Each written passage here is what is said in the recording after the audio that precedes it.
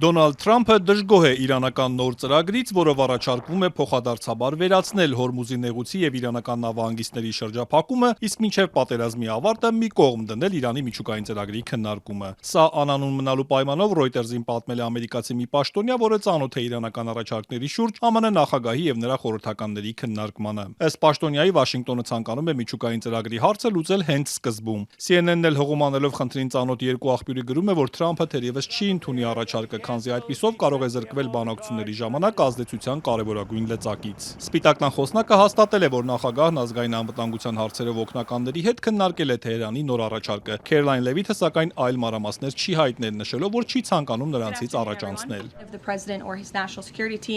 Միայն կրկնեմ, որ նախագահը շատ հստակ ուրվագծել է իր կարմիր գծերն Իրանի հարցում, ոչ միայն ամերիկյան հանրության, այլև հենց իրանցիների համար։ Մինչ պարզ չէ, թե Վաշինգտոնն ինչպես կպատասխանի Թեհրանի նոր առաջարկին, Իրանի արտգործնախարարը երեկ հանդիպել է Ռուսաստանի նախագահի հետ։ Վլադիմիր Պուտինը հույս է հայտնել, որ Իրանի ժողովուրդը նոր առաջնորդի ղեկավարությամբ կհաղթահարի փորձությունների այս դժվարին շրջանը, որին կհաջորդի խաղաղությունը։ Ռուսաստանն էլ կօգնի, ինչով կարող է վստահեցրել է Պուտինը։ Մեր կողմից մենք կանենք այն ամենն, ինչ բխում է ձեր շահերից, տարածաշրջանի բոլոր ժողովուրդների շահերից, որպեսզի խաղաղությունը հնարավորինս շուտ հաստատվի։ Դուք շատ լավ գիտեք մեր դիրքորոշումը։ Արաղչին շնորհակալություն է հայտնել դաշնակից Ռուսաստանին այս դժվարին պահին Իրանին աջակցելու համար։ Հանդիպումից հետո էլ սոցցանցում գրել է, թե վերջին իրադարձությունները վկայում են Թեհրանի եւ Մոսկվայի ռազմավարական գործընկերության խորության եւ ուժի մասին։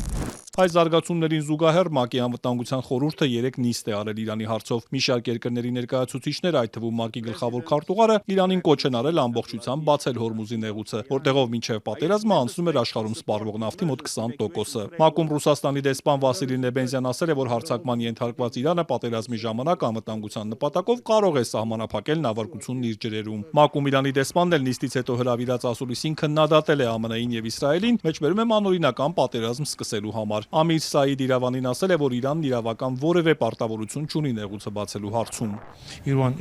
Իրանը 1982-ին ծովային իրավունքի մասին ՄԱԿ-ի կոնվենցիայի կողմ չէ, հետևաբար դրա պայմանագրային դրույթները պարտադիր չեն Իրանի համար, բացառությամբ այն դեպքերի, երբ դրանցում արտացոլված որոշակի կանոնները համընդհանուր ճանաչվում են որպես միջազգային սովորութային իրավունք։